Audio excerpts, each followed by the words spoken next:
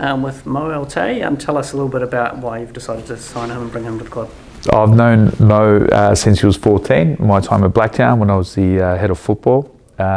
He was a tenacious character then, and I feel as though he's got the right qualities to come to us and do very well. He's a very hard-working central midfielder, defensive midfielder, and a little bit in the mould of young Cammy Devlin when he came 4 years ago. So I'm hoping he follows that path. Because has that put big expectations on him? I mean, Cam Devlin was obviously a fan favourite. No, he has the same expectations as Cammy did from day one, which weren't, it wasn't the same as now because he's playing in Scotland, but I think he has a potential to grow into that role. Do you think like a defensive midfielder, ball-winning midfielder was something was sort of missing in the team a little bit last season? Because he's quite a different player by the sounds of it to Clayton and Stephen. Well, I think, his focus is more on the defensive side. He wins a lot of ball. I feel as though the one big thing that he'll bring to the team is he's very professional on and off the field. He's a great trainer and he's got a very good attitude as well. And he has a burning desire to do very well as well, which is very important. So, can we take from this that are you keen to stay with this similar tactical formation that the Phoenix have played for the last little while with the 2 6s? I probably won't go into that, but there will be changes in our setup. Whether we play 2 6s might be a question that I answer a little bit later, but there will be definite changes in our starting point. Okay. And was there ever a temptation to use the import spot that is freed up by Jan's departure on a defensive midfielder? Because I heard Gilly say yesterday more likely to be a centre back. Did you ever think about an import 6? I thought about that long and hard. I think the priority for me is more about balance, and I think we're still in talks now with Nicholas Pennington, and I believe he has the attributes if he does sign. With the likes of Mo and Rufa, that will have a very good balance. So then I think the question mark is where we can bring more experience, and I think it's in that centre-back role, which will give us even more balance moving forward. And so, in terms of the players you've currently got, do you see Tim Payne as just a centre-back, or is he also a right-back, potentially? He'll have a hybrid position next year, the same as Sam Sutton and some of the other boys. So that's why I don't want to delve too much into it, but the starting point in terms of formation will change, and it will suit the players more of what I have available. So you're going to play a back 5 next season? Not a back 5. Back 3? Not a back 3. It's a hybrid role. It's a hybrid role. Yeah. No, you'll see that I really put a lot of thought into the system and the best attributes of the players.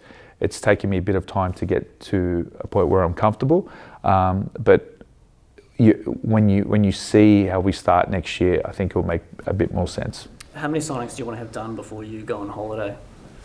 I would like to have them all done, but there's a bit of thought and process behind that. So for me, it's not about how quickly we do it, it's just making sure that we do the right things. And with the goalkeeper, have you thought about how you're going to do that? I think Gilly sort of said you say that you do want to give Alex a bit of an opportunity, so whoever you bring in maybe someone who's on a similar level to him, is that correct? Yeah, well, the conversations I had with Alex when he left the other day I was actually quite clear. My expectation when I come into the pre-season will be that he'll be fighting for the number 1 spot, and I will bring someone in with him that will be at equal level. Whether it's experience or in terms of what their position is at their other club, or we recruit internally, I'm going to give him the opportunity to be number 1. And can you clarify, so Callum's obviously moving on, it was implied by Paul Eiffel, who is a close mentor of his, that the Phoenix had withdrawn the offer that you had with Callum? No, I wouldn't say it was withdrawn. I think the offer was there for a substantial amount of time. I think he had plenty of opportunity to sign. And then as it came closer to me being appointed as the head coach, he basically didn't exercise that option, and then we just decided to move onto a different path. Because you didn't say to him, we're going to take this off the table if you don't reply? No, nothing like that. I think the offer was there long enough for him to sign, and that was it. And I'm sorry, I've lost my train of thought, so sure. I don't have another question. I can tell already by the way you're speaking, there is a move away And did you really feel like there was a need for a refresh in this team? I think it's important. I think with any squad, it's very important that I stamp the way I want to work as well. I have a big focus on a very professional, very young, very hungry group that want to prove something. I think it's something that Ufi started 4 years ago, and I would just want to carry that on.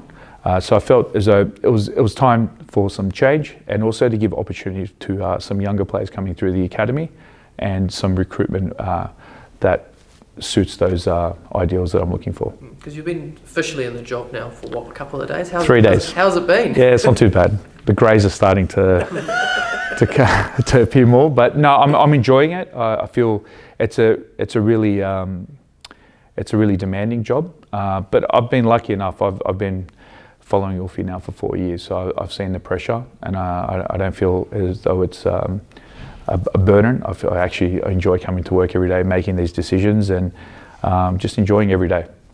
How big of a rebuild job is it, or do you feel like there's just enough spots to put your own sort of stamp on and flavour to the squad? Oh, I think there's enough scope for me to mould the team the way I want to play, and give it the flavour, or a new flavour, a new way to excite the fans. I think there's actually a massive scope for that to happen, because as well, I mean, we're only really retaining maybe 60% of the squad, which means there's an opportunity for 40% to come in, and they can have different characteristics to what the previous players had.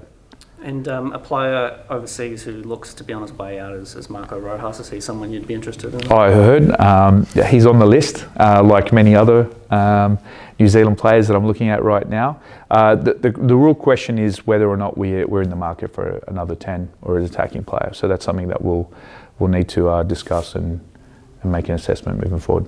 When you're looking for an overseas centre-back, I mean, there must be a million. How do you even start narrowing it down and finding the right guy? Well, that's a great question. I think I'm a big believer in relationships between not only,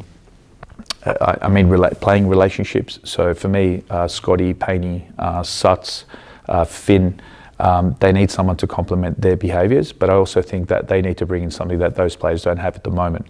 So when we look at that, whether it be maybe a little bit more explosiveness, maybe leadership, maybe one-on-one, could be heading. There's a number of factors that I look at.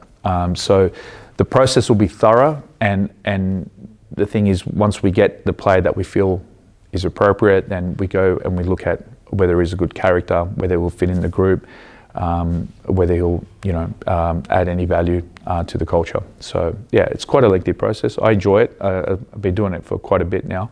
I think it's exciting. It's exciting to have new faces as well.